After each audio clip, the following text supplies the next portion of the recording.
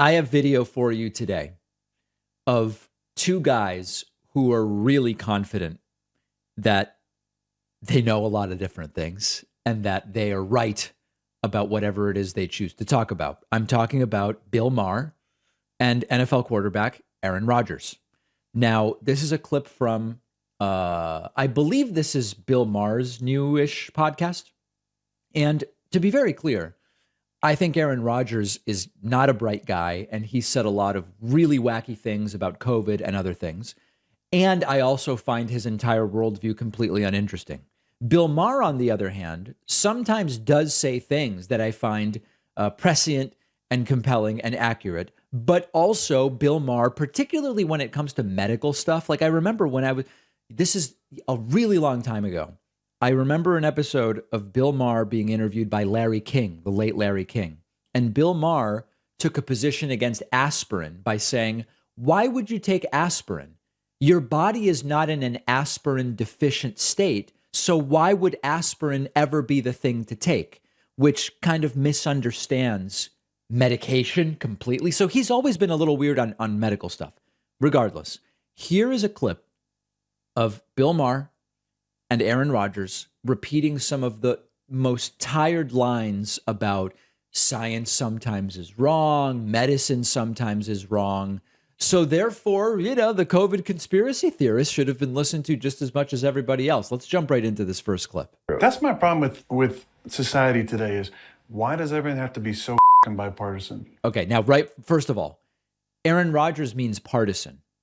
He doesn't even know what he's talking about. He doesn't mean why do things have to be bipartisan. He means why do things have to be partisan. Like every issue is not a partisan issue. There's right and there's wrong. There's things that make sense and things that don't make sense. Medicine. You don't have to toe the line on what your party's saying and that's the only stance you can take, right? Can you not rationally have a conversation about things that make sense and be able to not be swayed by whether you vote red or blue? Not in America anymore. No, you can't. And to me, the ultimate issue that should not be political or partisan is medicine, health. Yeah. What is more personal than what you do you to how you want to treat your body. Now, if the argument is, well, if you don't do our pharmaceutical answer, then you're going to risk other people's lives. First of all, that's not true. That's a red herring argument. Well, sometimes it's true and sometimes it's not, but it doesn't actually relate to the bigger issue that they're building to. So this really is hard to follow because it's such a mishmash of different issues. There's whether science becomes partisan. And of course, look at what's going on with climate science. One side just denies the science. So you've got that issue.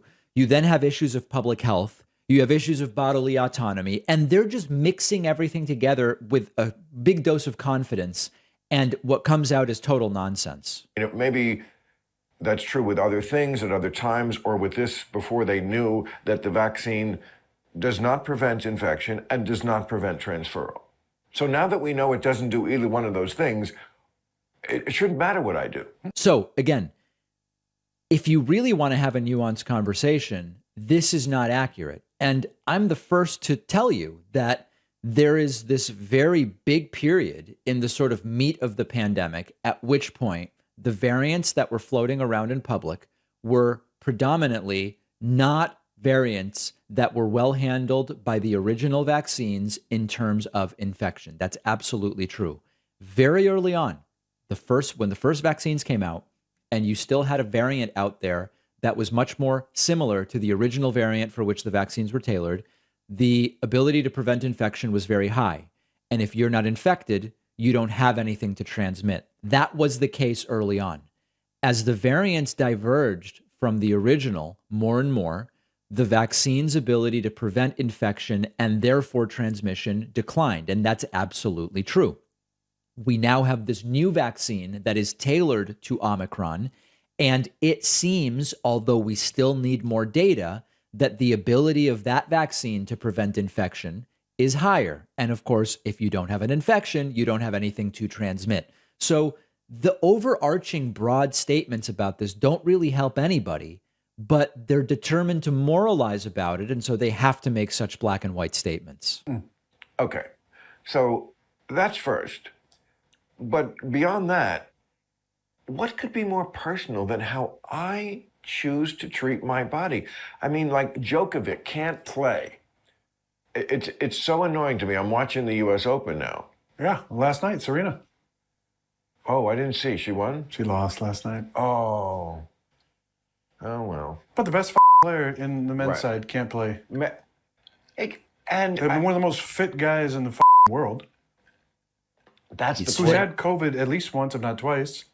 It is Can't come to New York. Is a complete compendium of what a Potemkin village, this whole arsenal of nonsense they've thrown at this disease is. You know what's even worse than that, though? Kyrie Irving attended a basketball game courtside, but couldn't play for his team. Right. How is that possible? Well, also, he attended a basketball game and got to watch it in the stands, but couldn't play on his team because he wasn't vaxxed. So understand that this is basically outrage porn. Because if you sit down and you go, so what exactly is the point you're making? Is the point you're making that science is sometimes wrong? Well, science by its nature is a self-correcting process. And figuring out where you were wrong is actually revered, and it's a good thing. So that's not really breaking news.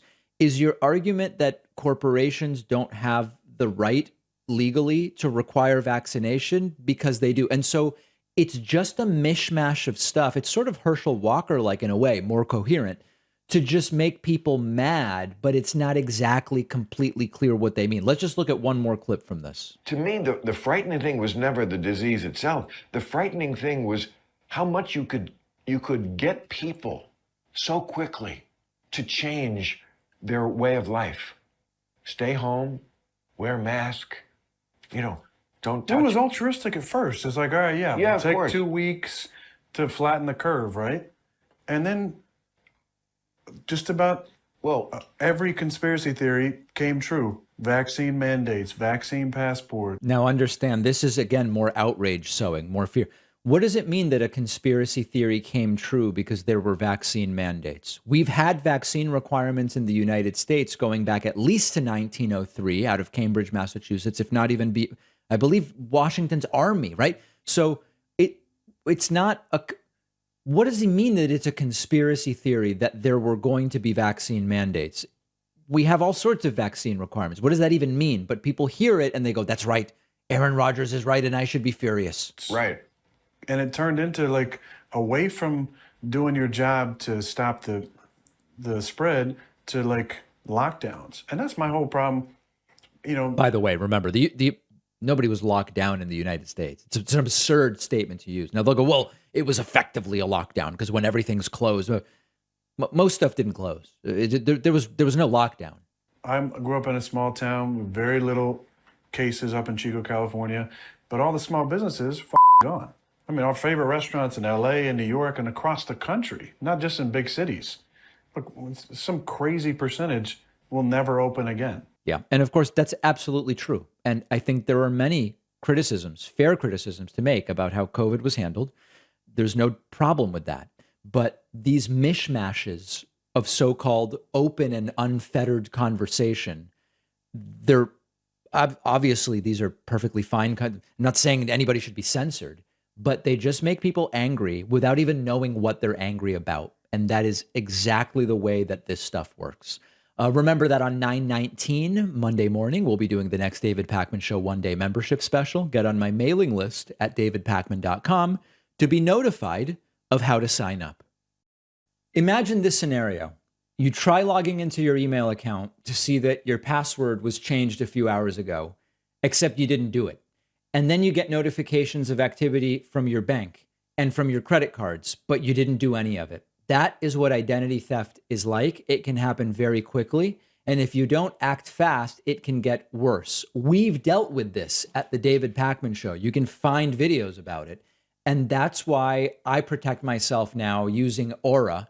Our sponsor, Aura, is identity theft protection, fraud monitoring, password management, and an antivirus all in one easy-to-use app. Aura will monitor the dark web for your emails, passwords, and social security numbers, and will send you alerts quickly to your phone and email. Aura also gives you near real-time alerts on suspicious credit inquiries, like if someone was opening a loan or a credit card in your name. And if you sign up at aura.com/Pacman, you will get a free 2-week trial, which you can use to see if your login credentials have been leaked online. I would want to know that right away. Use the link below